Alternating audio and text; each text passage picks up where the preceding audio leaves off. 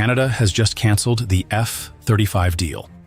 Portugal has also withdrawn, and now a move that could change the North American defense landscape. Comes just 2 days after a similar decision by Portugal.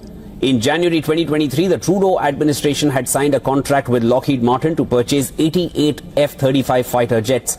Canada has just grabbed the world's attention by deciding to cancel the $19 billion USD deal to purchase 88 F-35s from Lockheed Martin, a deal they signed in 2023. And it's not just Canada. Portugal has also announced its withdrawal from the F-35 program. These two countries are now seeking alternative defense solutions, no longer depending on the US, and aiming for independence in protecting national security. The reason for canceling this deal is directly tied to the trade and political tensions between Canada and the US, especially under the leadership of Donald Trump. With protectionist policies and severe tariffs, reliance on the US for defense is no longer a safe option for Canada. For Portugal, the decision to withdraw from the F-35 program is equally significant. Portugal's Defense Minister Nuno Melo pointed out that the instability in US foreign policy under Donald Trump has made it impossible for them to continue pursuing the plan to acquire these fighter jets. The country is now seeking replacement fighter jets while building a more flexible and independent defense force, reducing dependence on traditional partners. So, if it's not the F-35, then which fighter jets will replace them in Canada's defense strategy? One of the most promising options right now is the Saab J39 Gripen, a product from Sweden. Saab has proposed building the Gripen in Canada. There's a commitment, a legal commitment to buy those. But another jet is being talked about a lot, which is the Saab Gripen. That was the runner-up in the long procurement process to get these F-35s lined up. And they'd committed to make more, which would help transfer technology and develop the domestic defense industry of the country. This is a great opportunity for Canada to gain more autonomy in equipping its military and defense systems, while maintaining strong cooperation with NATO countries. While Canada is looking for these alternative solutions, the country's defense industry is also growing strongly. Canada has a defense industry that contributes about 10 billion Canadian dollars annually to the economy and creates more than 64,000 jobs. Companies like General Dynamics Land Systems in Ontario and CAE Inc. in Montreal are supplying essential military products for Canada's armed forces and government agencies.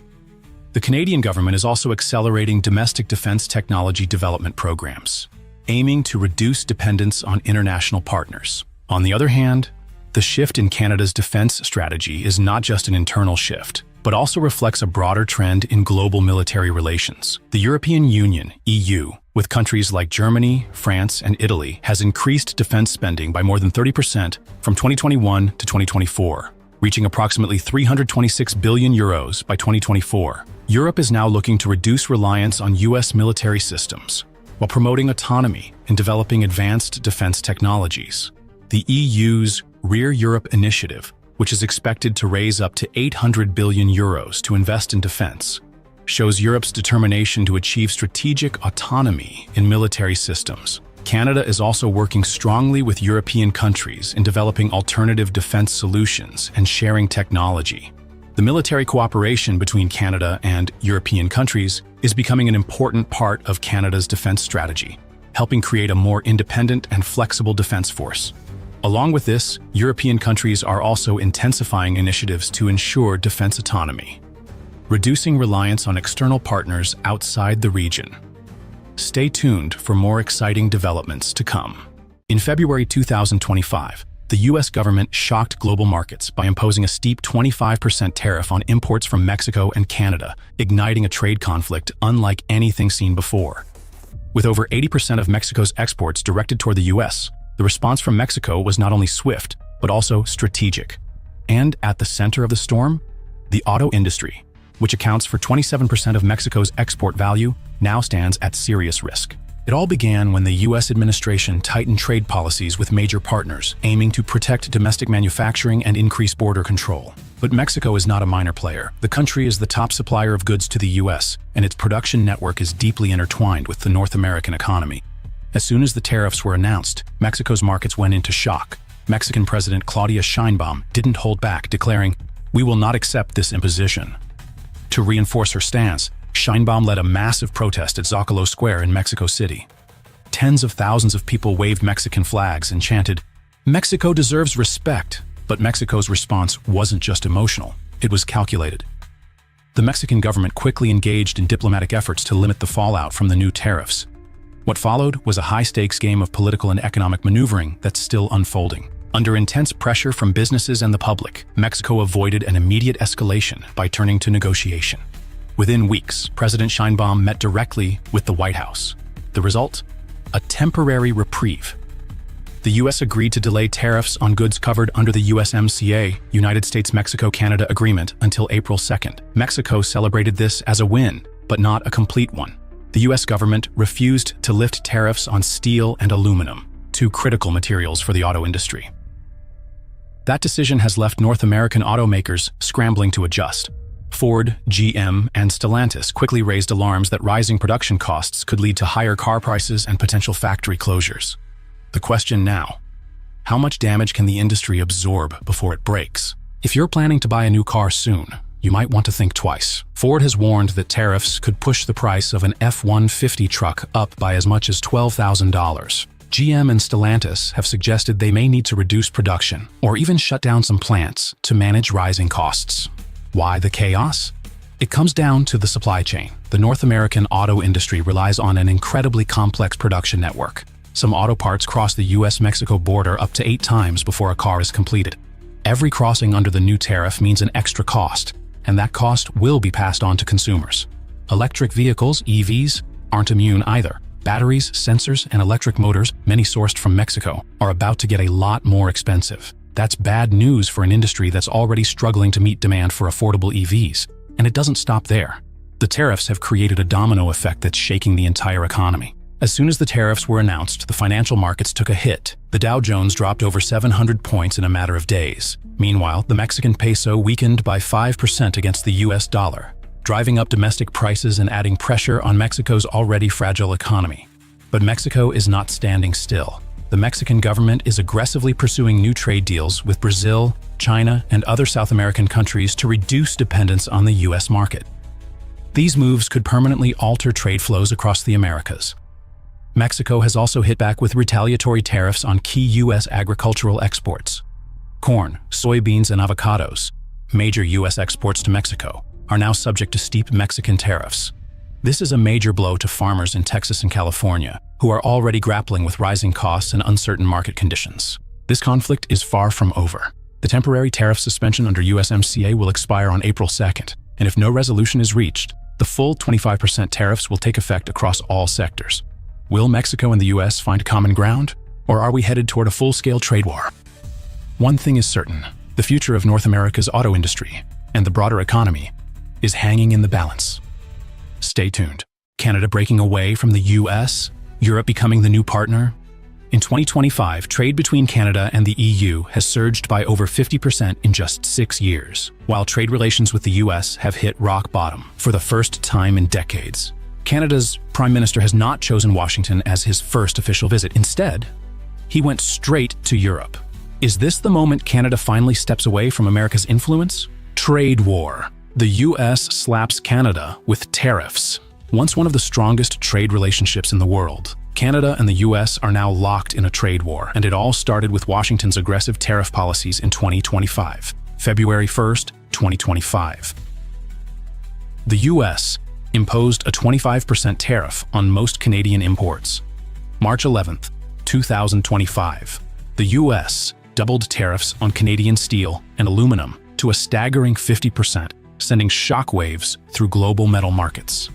For Canada, it was an economic nightmare. But Ottawa wasn't about to sit idly by.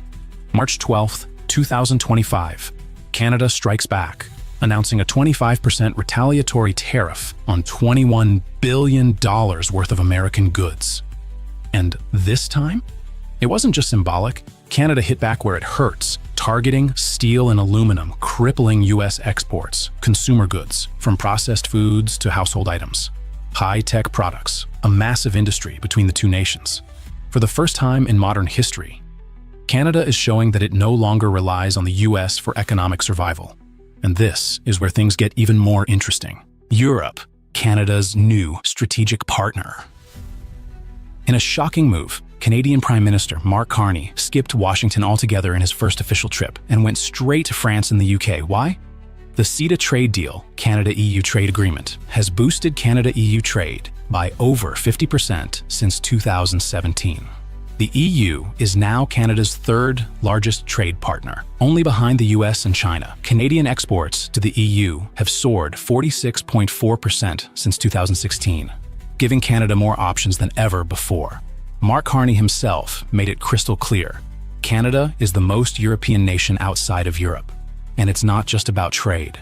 Canada's pivot to Europe is also about military power. Canada joins Europe's military alliance, a shift in global power. Canada isn't just looking to Europe for economic strength. It's also making big moves in the military sphere. Some major developments. Canada joins the EU's PESCO military project, allowing faster troop movements across Europe.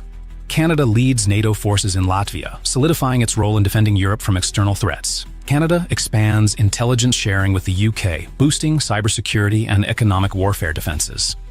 For the first time ever, a non-EU nation is participating in PESCO, proving that Canada is now an essential player in European security. The message is clear: Canada is no longer looking only to the US for global leadership. The US reacts, but is it losing control? The White House is not happy, and Washington is pulling every trick in the book to pull Canada back. The US has threatened higher auto tariffs, targeting one of Canada's biggest exports. Major US corporations have been pressured to reduce business with Canada in a move to apply economic leverage. But here's the problem for Washington. Canadians are done with America's tactics. A February 2025 Abacus data poll reveals 68% of Canadians view the EU more favorably than the US.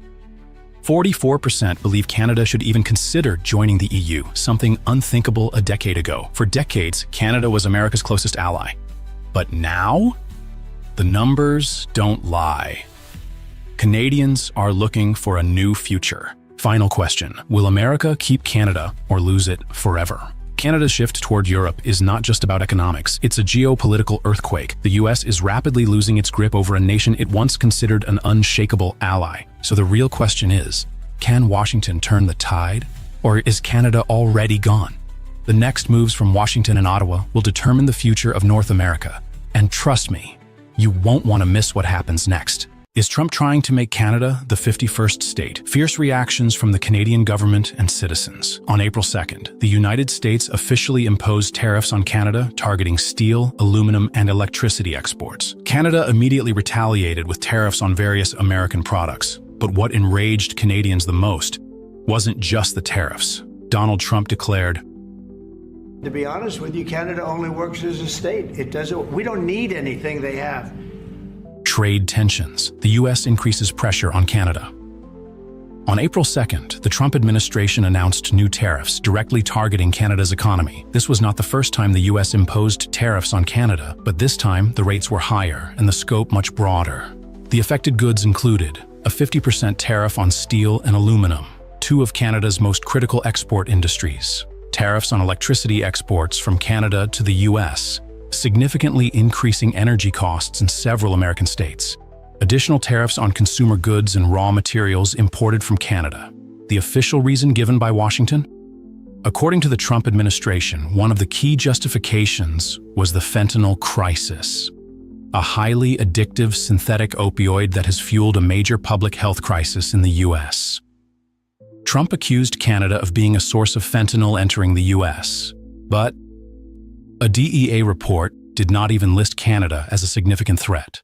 Ontario Premier Doug Ford immediately sought to negotiate with the U.S. government. After the meeting, he expressed optimism about the possibility of easing trade tensions. But in reality, the results were far from what he expected. The outcome of the meeting?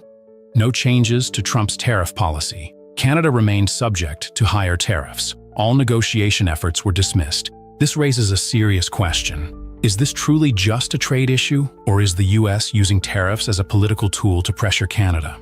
Canada strikes back, countermeasures against the U.S. Refusing to stay passive, Canada quickly implemented strong countermeasures, tariffs on strategic American goods. One of the main targets was Kentucky bourbon, a deliberate move since bourbon is a key export industry for Kentucky, a politically influential state in the U.S. A 25% tariff on electricity exports to the U.S. Canada is a major electricity supplier to several northern U.S. states. The tax hike drove up electricity prices in those areas, increasing costs for businesses and consumers, strengthening trade partnerships with other markets. The Canadian government actively sought additional trade agreements with Europe and Asia to reduce reliance on the US market. However, as soon as Canada retaliated, the US escalated tensions further. Immediately after Doug Ford announced the electricity tariff, Trump raised tariffs on Canadian steel and aluminum to 50%. If neither side backs down, could this be the beginning of an all-out trade war between the US and Canada? Canadian citizens' outrage. Canadians weren't just angered by the tariffs. It was Trump's shocking statement that truly sparked national outrage. Canada can only exist if it becomes a US state. This remark triggered an immediate and widespread backlash across Canada. Canadians felt insulted and betrayed. Government officials viewed this as a serious threat. Canadian media launched strong criticisms, and political discussions became more intense than ever. New Canadian Prime Minister Mark Carney firmly rejected Trump's claim. That's insane. Canada will never, under any circumstances, become part of the United States. Beyond public outcry, some Canadian officials have revealed that they believe Trump is deliberately trying to weaken Canada's economy to increase its dependence on the US. Experts have also raised critical concerns. Trump's repeated mention of the 51st state is not just a random statement, but could signal a larger strategic plan. The US might be testing Canada's reaction to economic pressure. If the Canadian government fails to respond effectively, the US could intensify its pressure with even harsher policies. The most pressing question now is, what is the US's true objective? The next developments will be even more intense and could change US-Canada relations forever. Mexico chooses silence, while Canada responds forcefully. Which strategy is the key to success when confronting Trump in this trade war? Canada, under the leadership of the new Prime Minister Mark Carney, has officially taken a hardline stance against U.S. tariffs. After Trump imposed a 25% tariff on steel and aluminum imports from Canada, Ontario immediately retaliated by raising tariffs on electricity exports to the U.S. President Trump's trade war is heating up. The Canadian province of Ontario says it will slap a 25% surcharge on electricity exported to the U.S. Let's go to CBS News correspondent Chanel Call. Chanel, great to see you. This put pressure on important states like New York, Michigan, and Minnesota, forcing Trump to respond. Mark Carney, who is expected to bring a new wave for Canada, declared that the country could no longer trust the U.S. and must protect itself. We will never, ever bow down to a bully. Canadians will always stick together. And we won't stand by as tariffs hurt our workers and their families. And it's not just Carney. Ontario Premier Doug Ford is also unafraid to confront Trump. This situation shows a shift in Canada's approach. They are no longer a silent ally, but a powerful partner capable of ramping up retaliation strategies when necessary. The 25% tariff that Ontario imposed on electricity exports to the U.S. could cost the U.S. economy billions of dollars. Specifically, New York State relies heavily on electricity from Canada, according to data from the U.S. Department of Commerce. The steel and aluminum tariffs reduced Canada's exports to the U.S. by $4.6 billion in 2018. Canada and Mexico are showing two very different strategies in response. Mexico, under the leadership of President López Obrador, maintains a discreet diplomatic strategy. Instead of confronting directly, Mexico has chosen to negotiate, yield, and remain silent to minimize conflict. Specifically, Mexico does not react as strongly as Canada, but instead opts for secret negotiations and one-on-one agreements with the U.S. In contrast, Canada has decided not to remain silent and to take bold action from the start.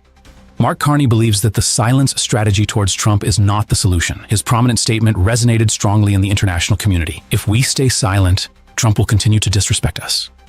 That's why Canada chose to confront publicly, retaliate, and demand respect from the U.S. Although Mexico maintained a silent approach, data from the World Trade Organization, WTO, shows that Mexico still maintained a stable trade relationship with the U.S. through discreet negotiations. Doug Ford, the Premier of Ontario, played an extremely important role in dealing with the U.S. when Trump raised tariffs on steel and aluminum. Doug Ford didn't hesitate to increase electricity tariffs for U.S. states, particularly New York, Michigan, and Minnesota. This was a strategic move to make the U.S. reconsider its decision.